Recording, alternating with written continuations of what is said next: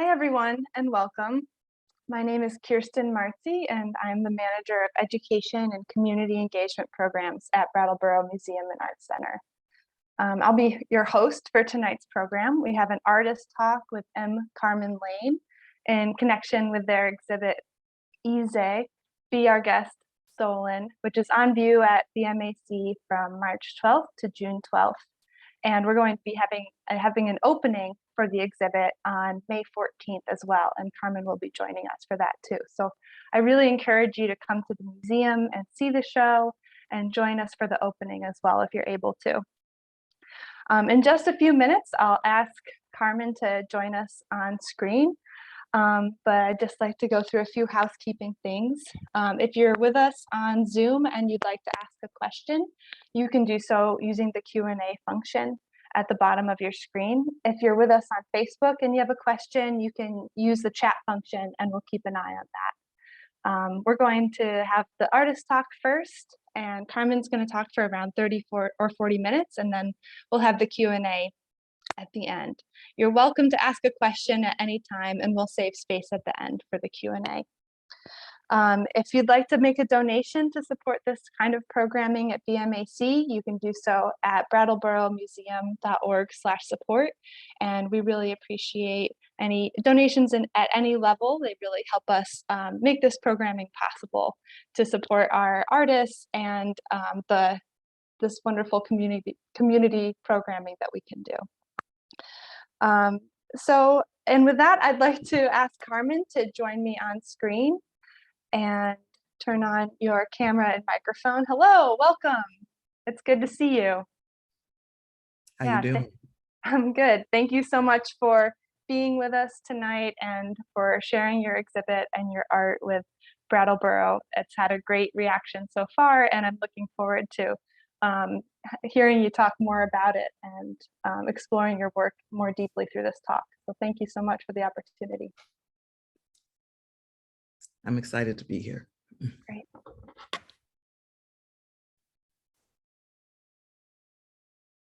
So I'll pass it on to you now. Great.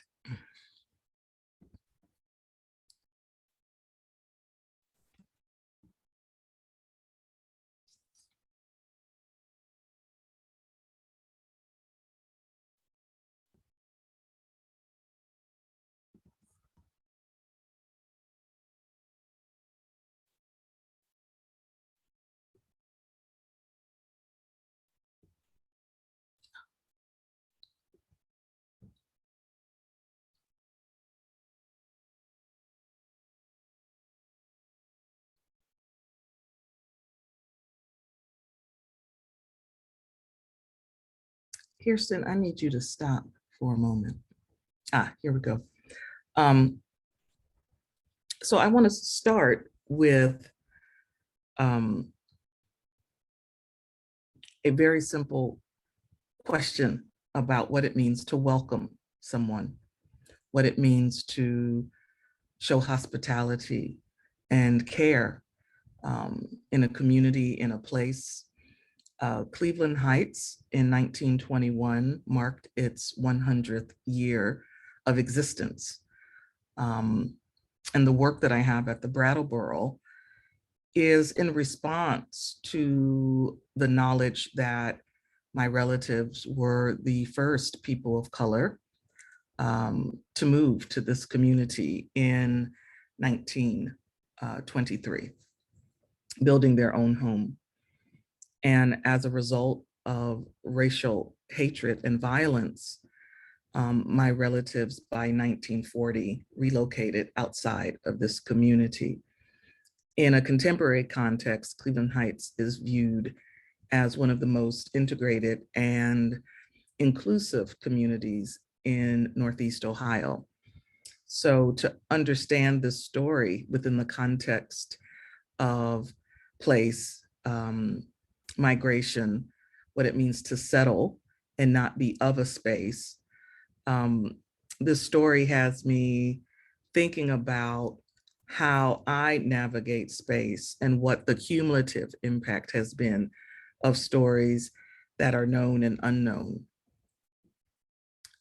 So in many ways, the totality of my practice investigates those responsibilities and what's potentiating in examining unfinished business in our own bodies, in our own family systems, in our communities,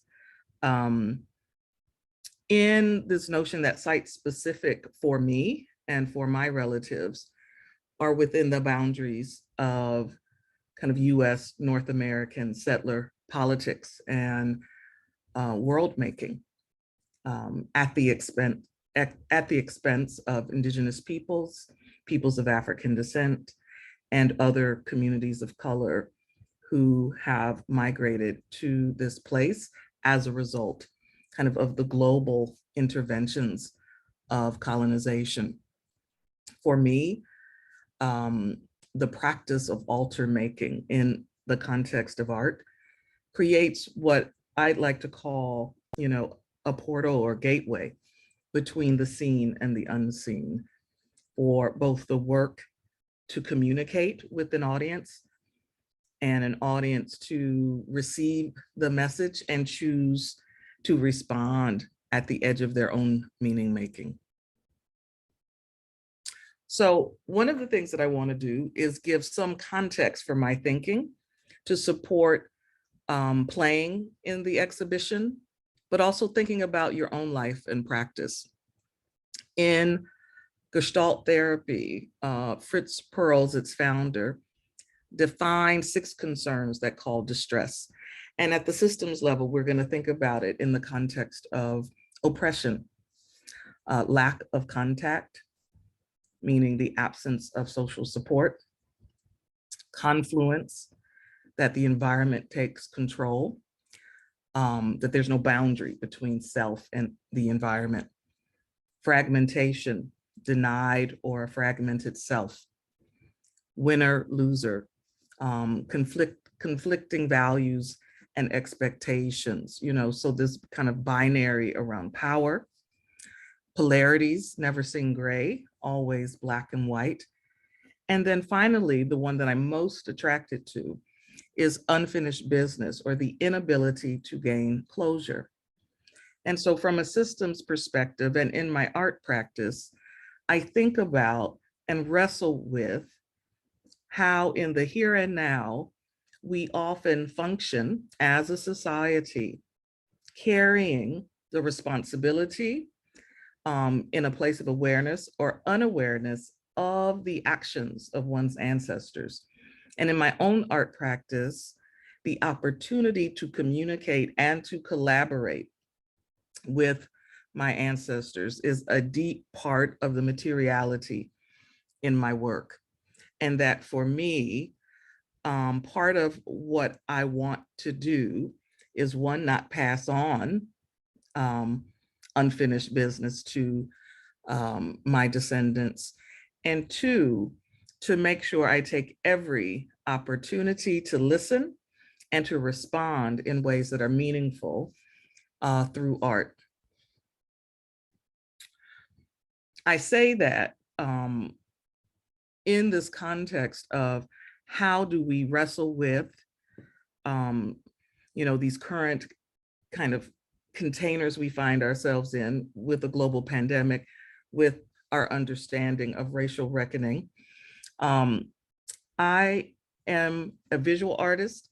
I'm also an applied behavioral scientist. So I like to play with and integrate kind of theory and method around human systems with our meaning makings around socially engaged art, or what's called a lived practice. Kurt Lewin, who was a student of Fritz Perls, has a formula for behavior. And I like to play with that formula as I investigate my own kind of realities, but also as a part of the interventions that I make with my work and my practice as an artist, that behavior is the function of the person in the environment. And so when I think about what it means to create a body of work that's going to be cited in a public space, that what am I encouraging in terms of a response of an audience in the environments that I'm creating through installation, through visual narrative, and taking the viewer, or hoping that the viewer can go to an edge of their own understanding. If I think about that in terms of the function of art, how does art intervene on environments where the behaviors that get perpetuated are ones that disconnect, disrupt, and interrupt? So a lived practice, in conversation with Lewin's formula, is that a lived practice examines the reciprocal relationship of art and life. That as an artist practitioner, that my lived experience and my ability to make meaning from that experience is part of the soil that creates and encourages the experience that I have with others in the making of the work, in discussing the work, and in the work itself, whether or not I'm present, but that the material of one's experience is a part of the making.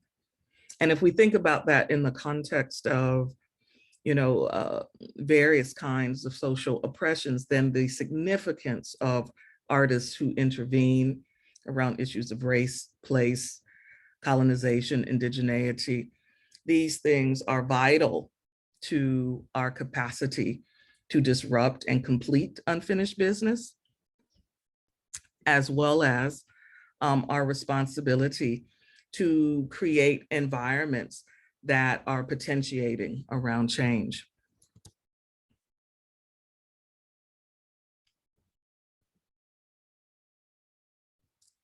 I want to share some images of the work that I've done in the past to give you some context for the screen prints that are at the Brattleboro.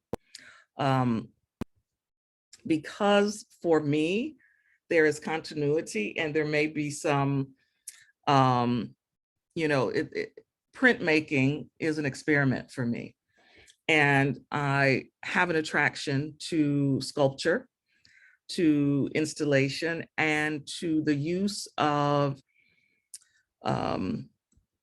influences from Afro-Atlantic spiritual traditions, and like Yoruba and Candomblé,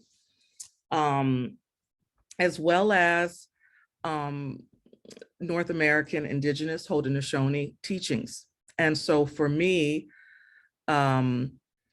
this work is not something that I create myself, but in conversation with and in collaboration with ancestors, mine as well as those in the environment. So this work is from an exhibition from 2018 called Chopa Alegua Till, the nigger that did the talking. And so Alegua Till is a reference to Emmett Till as ancestor. Chopa is the Choctaw word for fear, to be scared. And I wanted to acknowledge the land that received him in his murder and torture, and to think about my responsibility, not as a blood relative of Emmett, but as a member of the African American community that still wrestles with the unfinished business of his murder and the absence of justice. And so this altar to Emmett is acknowledging his agency as an ancestor in communicating to us in the here and now how we can continue to seek justice and disrupt these patterns of inequity and the targeting of Black bodies. I like to mix natural and unnatural kind of elements and begin to make things from things that nobody wants. And that's something that came from my relationship with my grandfather, who was a woodworker, an industrial artist, and a jazz enthusiast. And I bring him up because the story about my family in Cleveland Heights, these are his relatives, my maternal grandfathers. This work similarly is collaborative with my family. There are actual objects in this installation of things that they made. So to center their practices as a part of my own practice. So my great grandmother's crochet work is on this installation, a relative saxophone, my grandmother's poetry, in conversation. And again, the cumulative of layering objects together to create a new conversation and to create that opening between the seen and the unseen world. And so this piece is specifically about kind of intergenerational trauma and facing and revealing the things that were left unsaid. My great grandmother was not cremated by the funeral home that my family engaged with after her death. And as a result of needing to cremate her again after her body was found kind of discarded in a body bag several years after she passed away, it left an absence in my family system around understanding what it means to close out, to grieve and to mourn, and to understand how we can wrestle with and be active participants at end of life. And so my work with my own grandmother in thinking about how to care for her mother's remains was a helpful kind of practice, again, in completing unfinished business for her in service of my grandmother. But for me, the unfinished piece was also to make public this thing that was shameful in my family system through this, through the installation of a public work and allowing the environment that contributed to her neglect to bear witness to this work and to her life and to center it. This work was completed in 2019. And as you can see, there's some common elements across these three works, but this is a bit of a shift in the use of and making central photographic images in this altar. This work is called Agzo, which is the Mohawk word that means grandma. This is a new experience. It was a part of an exhibition that's kind of centered on grief and mourning. And this work tells the story of the last 13 days of my grandmother's life. And in the image to the left is her first day in hospice. And the image on the right is shortly after she passed away. And for me,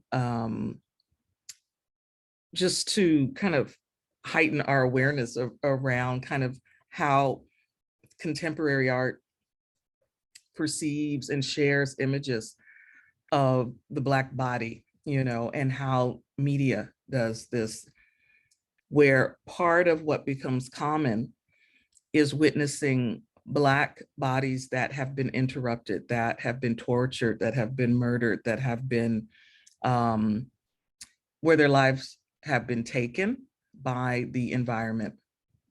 And for me, it was important to center and have a community acknowledge that this Black woman was able to take a last breath, that this Indigenous woman was able to live and understand her story until the end of her life, you know, and that it could be witnessed. My grandmother was 95 when she passed away.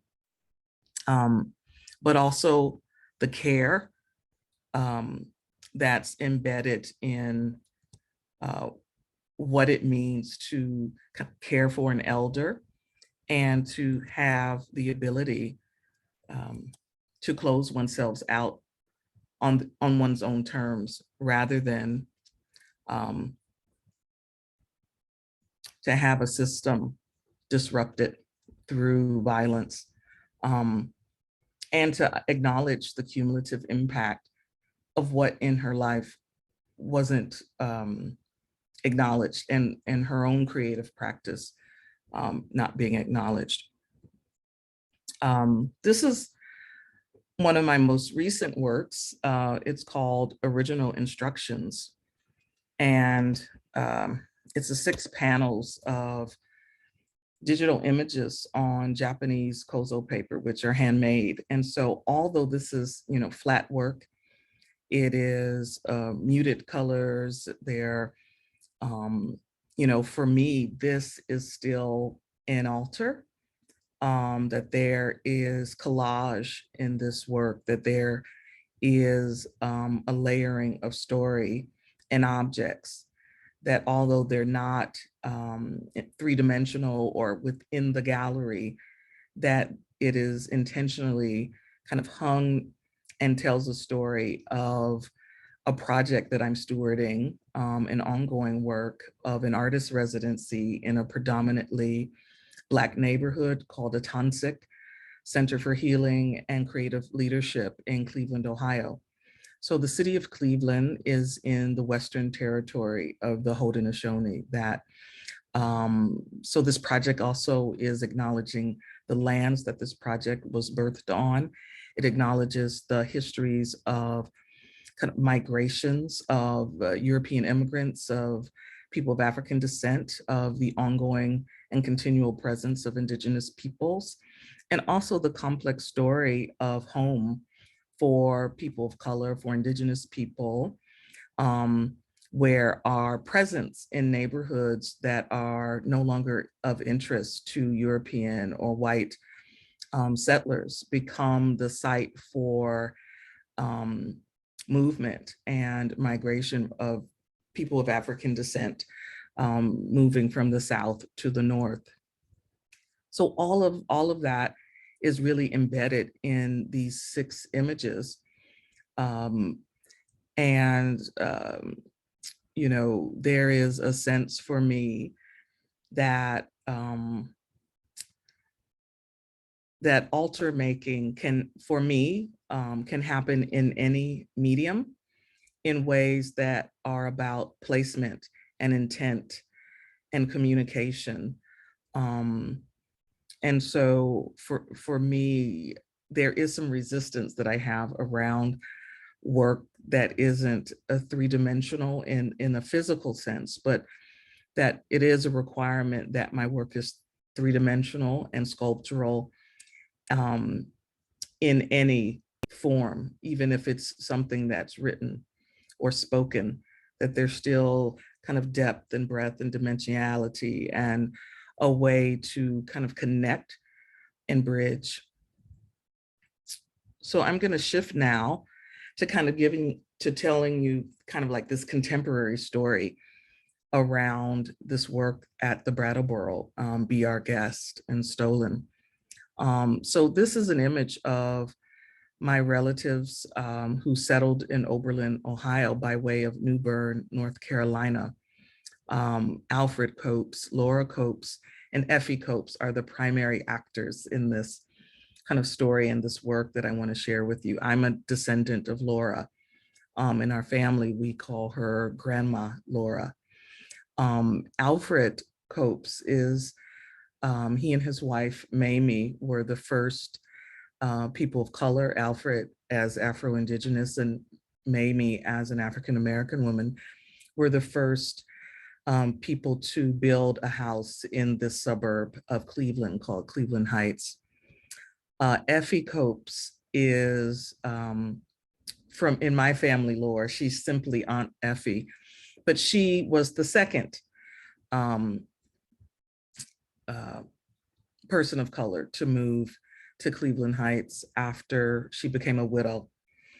And Alfred built her a home as well, but the citizens of Cleveland Heights demolished, destroyed Effie's construction site, not once, not twice, but 3 times while Alfred was attempting to build his widowed sister a home around the corner from him.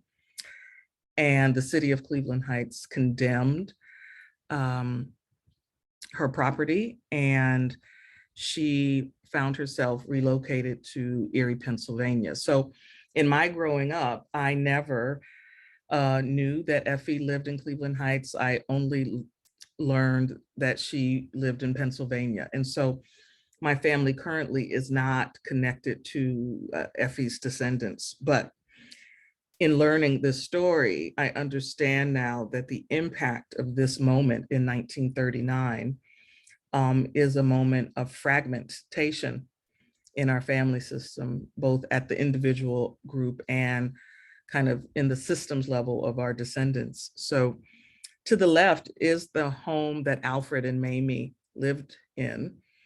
And to the right are images from several parties that they would have for people of color, for couples, you know, in the context of being socialites. However, the reason I want to show you these images is because I received these images from a historian who wrote a scholarly article about the history of African Americans in Cleveland Heights.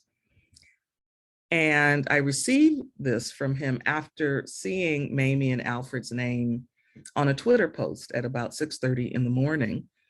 And it shocked me to see my ancestors' names on Twitter, and to then find and discover a story that I didn't know about, that was never shared or transmitted in my family. And so these are some of the primary sources that Mark Souther was so generous to share with me. And as a result of looking through these materials, I was in a printmaking residency, and it really kind of called me in to say, this is a story that I need to tell. And these are kind of feelings that I need to kind of wrestle with and manage and understand, not just internally for myself or interpersonally, but in service of ongoing ways that communities of color are continually displaced. This is what Aunt Effie looked like towards the end of her life.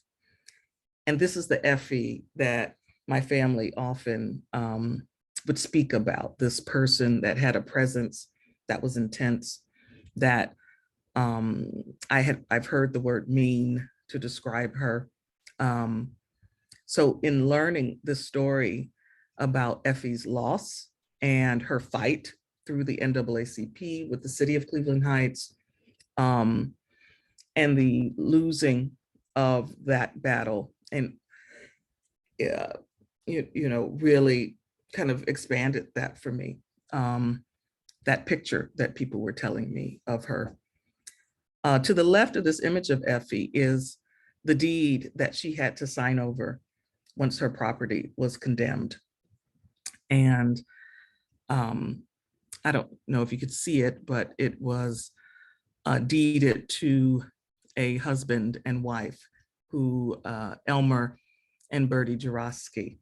So while this woman of color was building herself a home after the loss of her husband, she then loses a home and has to pass it on to the community that didn't want her to be present. These are images of the homes that Mamie and Effie eventually, Mamie and Alfred eventually found themselves in after they were pushed out of Cleveland Heights. The image to the left is a home in a neighborhood that's currently called Mount Pleasant in Cleveland. It's a predominantly African American community. At the time, it was called Kinsman Heights. And so when I think about, and these are still shots from a video work that's also a part of the exhibition.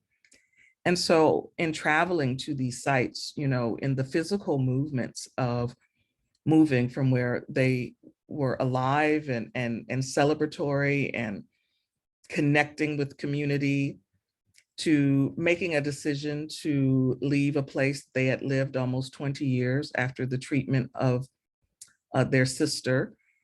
And then to the right is a home in a neighborhood called Glenville, which today is predominantly African American. But at the time that Alfred built this house, and this was the final home that Alfred built and where he passed away, this is the final home that he built for he and his wife. And Alfred died in 1951. But at the time, Glenville was a predominantly Jewish neighborhood. And this home is still present in the city near the synagogue in Glenville that is now a historic Methodist church called Corey Methodist Church. Alfred's great nephew, my grandfather, when he moved to Glenville many years later, Corey Methodist Church was his church with my grandmother and our family. So there's these strange also layerings and confluences around this idea of home.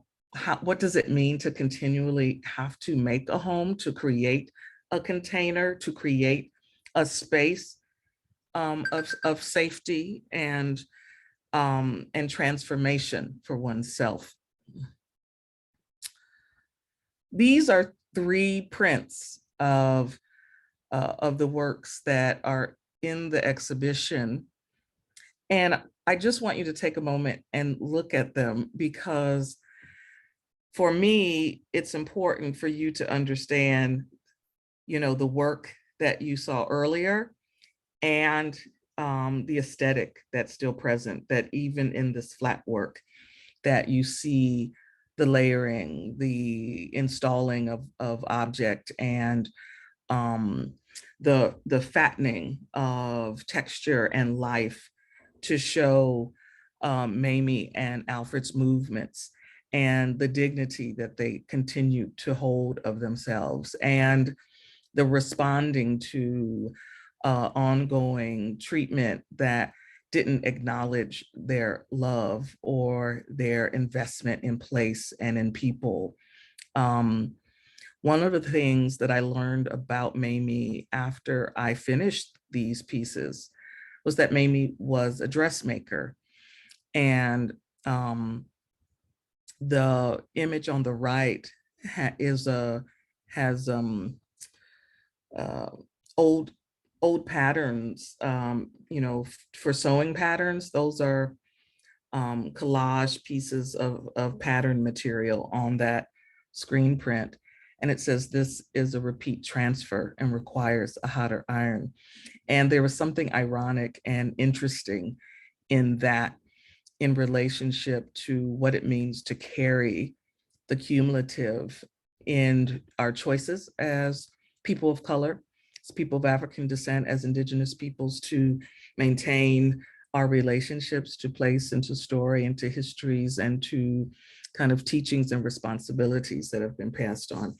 That despite Mamie and Alfred being kind of pushed away, and they still made decisions about how they wanted to be in the world and creating their own environment. Alfred was a carpenter, so he didn't just build homes for his wife, but he built homes for a living. And that was as a result of our relatives being free people of color in North Carolina, being able to learn a skill and trade and transfer that to Ohio in the context of kind of a northern kind of liberal at the time city called Oberlin.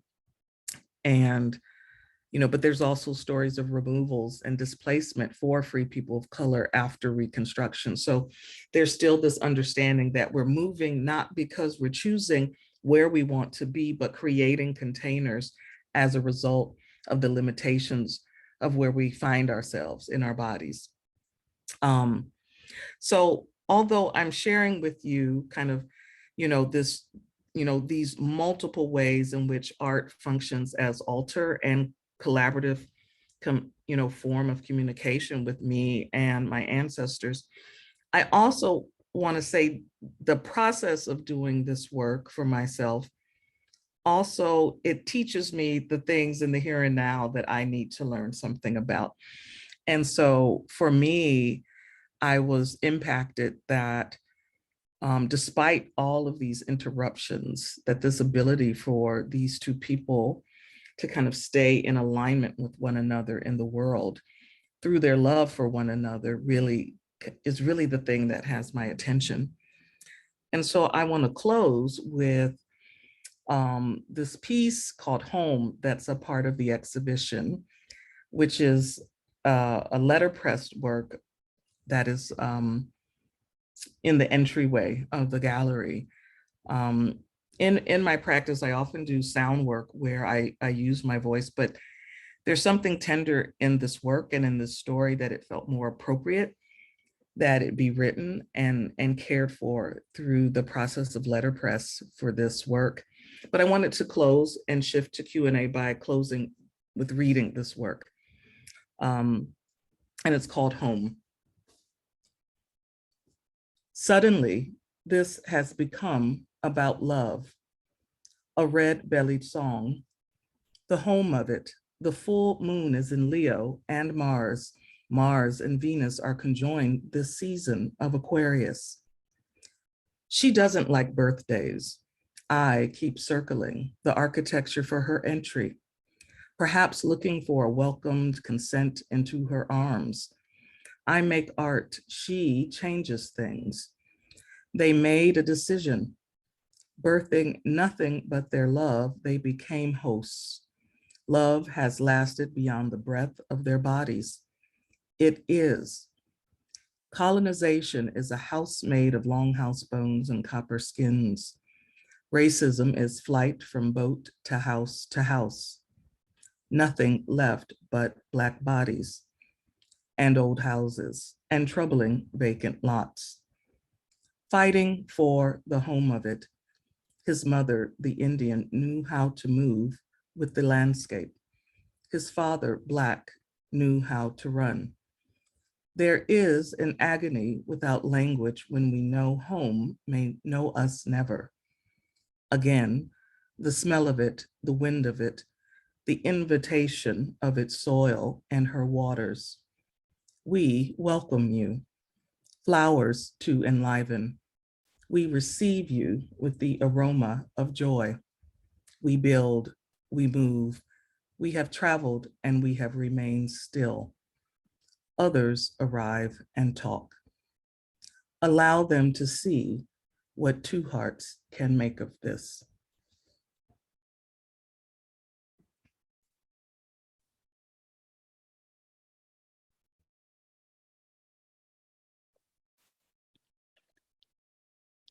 Thank you so much, Carmen. It was wonderful hearing you read that piece. I've read it and have heard it in my own head, but hearing it in your voice is really moving. And you know, you and I have talked about the stories and the family history behind your work, but seeing it in the context of what you've made before and this idea of altar making kind of unlocked it in a way for me. So thank you for everyone who's on this talk. And if you'd like to ask a question for Carmen, you can do so using the Q&A function on Zoom or using the chat on Facebook. I'd like to get, we have, no, let's see, no questions on Facebook yet, but I had a question listening to you talk and hearing about the fact that, you know, your relatives were Alfred and Mamie were a dressmaker and a carpenter, and thinking about your sculptural practice, do you feel like the connection with the handmade and creation is a way of tying you to their work and continuing their legacy? Well, I mean, definitely when I think about, you know, one of the things I say is that my grandfather gave me a practice, you know, but somebody gave him one. My grandfather kept a wood shop in his basement, and I lived there the first 5 years of my life with him. And so, you know, he wasn't the kind of granddad of today who creates activities for their, you know, their grandkids. I just did with him whatever he was doing for the day. And he bought me like a very small kind of toolbox with a saw, hammer, nails, all functional. And he would give me scraps of wood to build things, and nails and sandpaper, and I would make these sculptural objects in the basement with him while he worked on his projects. So I definitely feel kind of Alfred's practice impacted, and was passed on to my grandfather, and he passed it on to me. Even to this day, I can't really start a project without using materials that are scraps in some way or unwanted in some way. And so when I think about that in relationship to these screen prints, this story, these people were unwanted, and so it's important to make them known and embraced again. Mm-hmm. Yeah, it's a form of care. We have a question from Sarah. What did the process of experimenting with a new technique add or not to how you approach your work? I think for me, one of the things that was interesting is that, there were some challenges in the residency itself around being an artist of color who is a non-printmaker wanting to experiment in a new medium. So there was some advocacy and some fight that occurred during that residency. And so in many ways, the making of the work and the birthing of the work kind of mimicked the story of Mamie and Alfred. And so, but there is a kinesthetic, the physicality in the repetition and in the movements of screen printing that I find really attractive. And the caring, the layering of care, if that makes sense. And also there's something energetic in that ink becoming an image onto paper that really excited me, and I want to do more of it, particularly around there's a certain kind of primitive quality in my work, and I don't really like using the word primitive, but I like to say it to be provocative. But there's a certain primitivism that I like in that notion of taking a digital image and then breaking it back down to this paper and ink and your hands. Yeah, I think it's so interesting, the move to printmaking and to have an established career in this, and the collage or not collage, but sculpture and assemblage, and then to just be open to that kind of exploration and learning something completely different, and how that has unlocked something for you. That's like really brave, and I think it's really that bravery is reflected in and that excitement is reflected in the work. I appreciate it. I mean, but the other thing I want to say is, I think it's important for people to just be artists. And, I think for me, often the work tells me what medium it needs to be in. So I have to catch up with the work. Yeah, to think about. I wasn't planning on doing this work in that printmaking residency. I had a whole other kind of, I had imagined a whole other kind of series that I was going to do. And so when that emerged, I was like, oh, okay, this is what needs to happen. There's an urgency. Yeah, and I wonder, as you've gone through this process and kind of we're just stumbled into this family history, or unraveled this family history, has that changed your relationship with Cleveland Heights? And I know you mentioned it's the 100-year anniversary. I was just wondering how you're thinking about Cleveland Heights after this process, or through this process. My mother, my nephew, and my sister live in Cleveland Heights, and they moved there and I lived there for like maybe a couple years before I went to college, but 1991. So there's almost a 50-year gap of when our relatives were there first and when we returned. And so I have difficult feelings about Cleveland Heights because like every time I see that sign that says, you know, Cleveland Heights welcomes you, I'm like, but it doesn't. You know, and then there's a part of me that wants our home back.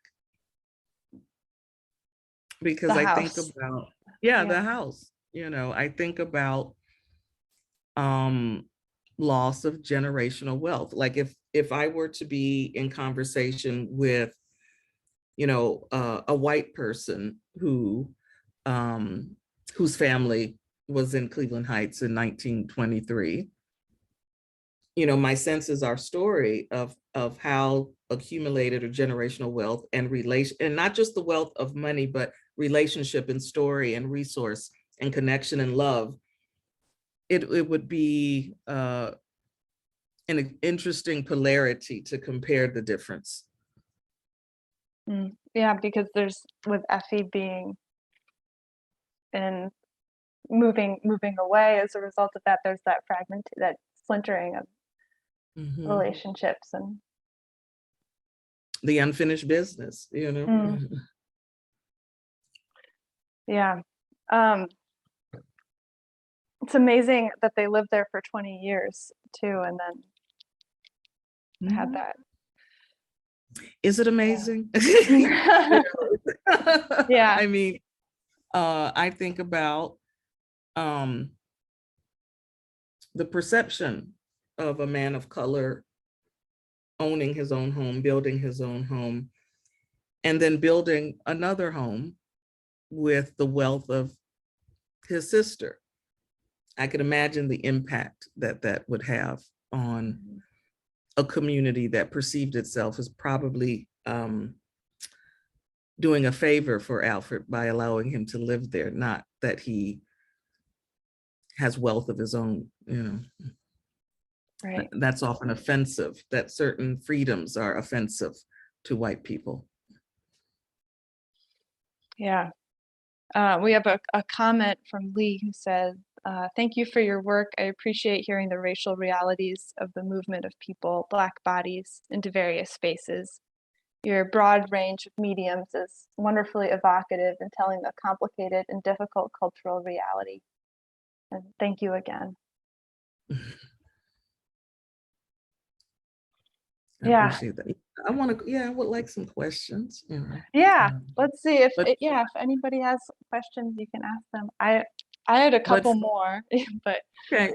Well, before you ask some other questions, I also want to invite the audience also to share feedback or impact of the talk. That would be helpful to me because webinars are difficult for me because I like, one of the things I like about Zoom is being able to see the audience, and a webinar, you have to kind of make up an audience for yourself. So if someone would take a risk on that, sharing some impact, I'd appreciate it.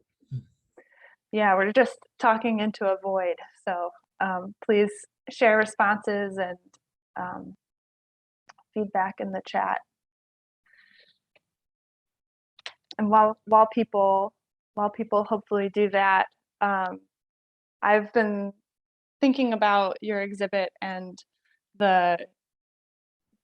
let's see. We have Stephen Calhoun says, revelatory.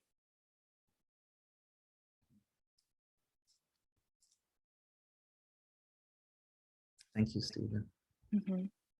Yeah. Well, I was just saying that I was thinking about this movement of people and the displacement and how that trauma is felt through the generations with it's like the inability to build intergenerational wealth, or the barriers to building generational wealth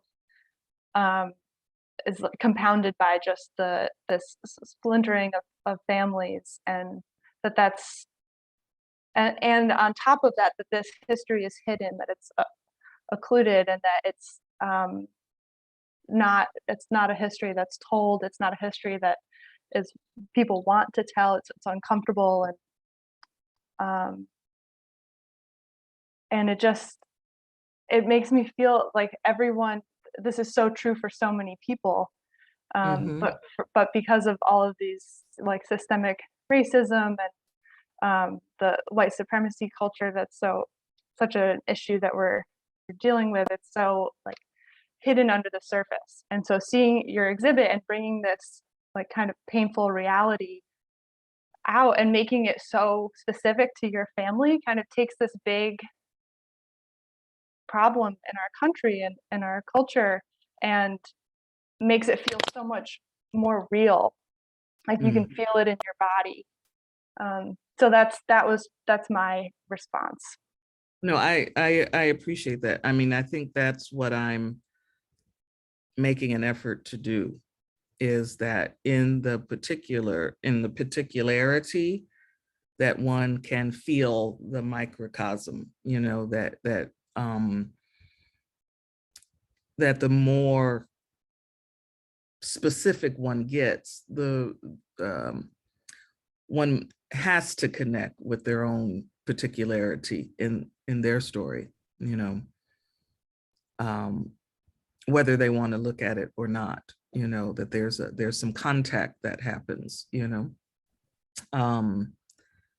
And I think when we speak broadly about these conditions, that it decreases empathy, particularly for white people, particularly for settlers. I mean, I just read a study a couple of days ago that said that the more U.S. white that U.S. white people received information about racial disparities in COVID-19, the less interested in safety protocols they are, you know, which isn't really old. It wasn't, you know, it's not new news for me, given the history of engagement with Indigenous peoples, with African American men, and the use of disease to kill us, but that it would catalyze, you know, a decrease in protocol, you know, that it would decrease empathy. But it's because we're not telling specific stories, you know, we're not,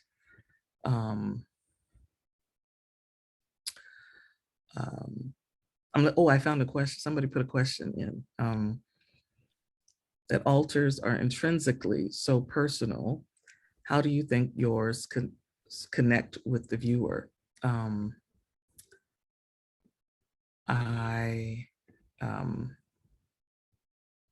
You know, for me,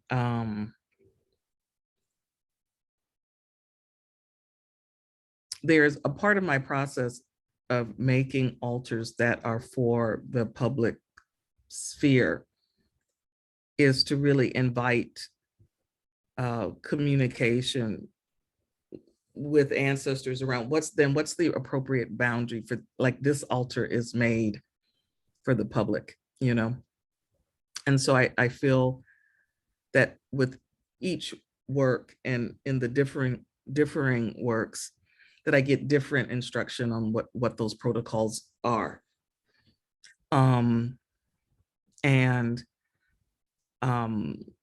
But I also have responsibilities to be vigilant in the gallery instructions and working with the museum. And, you know, the Brattleboro's been great. Like just yesterday, I think I sent Sarah a text and I said, there were 2 chairs in the gallery and that I saw it on Instagram story. I said, get those chairs out of there, you know? Yeah. No, I'm not. I didn't say it like that. Sarah knows that, but I think the work also gives an instruction to the viewer, because I often, you know, at openings or whenever I'm able to witness others viewing the work, I notice different boundaries for people. And I find it fascinating. Some people get real close and get up and, spend a long time. Some people stand to the side in reverence. Some people, some of it for me is often that,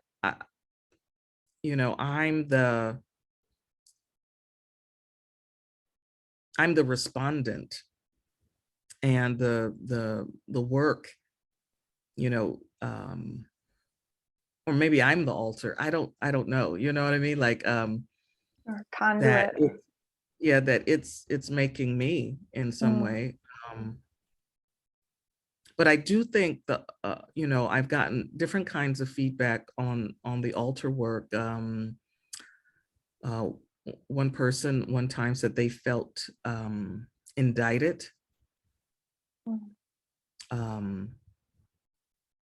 Another person said they felt the ancestors speaking to them. I've heard people say I felt nothing, so like, I think, those choice points and back to that Lewin formula for behavior is that the function of the person in the environment. So those behaviors are going to be different based on the environments that I'm making with the altars. But I definitely do not make altars in the same manner that I make at home with a private one. Well, thank you for sharing. And I think we'll start to wrap up here. If anybody has any last questions, you can submit them. And feel free to, if you have more questions, you can send them to our info@brattleboromuseum.org address, and we'll make sure that they get to Carmen. And we also have a notebook in the gallery for questions for the artist as well. So I really, again, encourage everyone to come see the exhibit. It's very moving when you're in the space, and just very grateful to Carmen for sharing their work with us. And the museum's open. Yeah, go ahead. Well, one of the things that I just wanted to say in this feedback to the Brattleboro is that I really am grateful for the multiplicity of ways that you all are providing access to the work, not just my work, but to all of the exhibitions in the gallery, and the many different pathways for the audience to learn and wrestle with and choose, their level of engagement, given, where we are in the world right now. And I've really been impressed by it. So I wanted to share that. That's really great to hear. Thank you, Carmen. And we're going to have a virtual tour of your exhibit up on the website very soon, and there's installation shots as well. So yeah, there are a lot of ways to experience the exhibit without being there in person too. So hopefully you can take advantage of one of those avenues and see the exhibit. Please let us know what you think. And if you have questions for Carmen, let us know. Again, the opening is going to be May 14th, or the celebration of the exhibit will be May 14th. So please, if you're able to, if you're in the area, please stop by for that. And you can find a recording of this talk on our website in the coming days. And there are lots of other programs there as well that you can check out. So thank you again so much. Thanks, Carmen. No, really thank you for having me. Before we close, I wanted to thank Vera Longtoe for spending time with me to help me prepare for this work, and connecting with Vera in her practice as an Abenaki woman and kind of colleague to the arts and culture community in Brattleboro. And also to Mildred Beltre Martinez, who curated the exhibition, who is a longtime printmaker. So I appreciate Mildred's support in the experiment of this work. And yeah, and Mildred also has an exhibit up right now at the museum that's fantastic. And Vera and there's going to be an exhibit that Vera's been helping us with called Nebuzone, about the Abenaki relationship with water, that will be up this summer. So Lots more to see there, and it's great having this interconnected web of artists that we work with. It's a wonderful community. So again, thank you so much, everyone, and please take care. See you next time.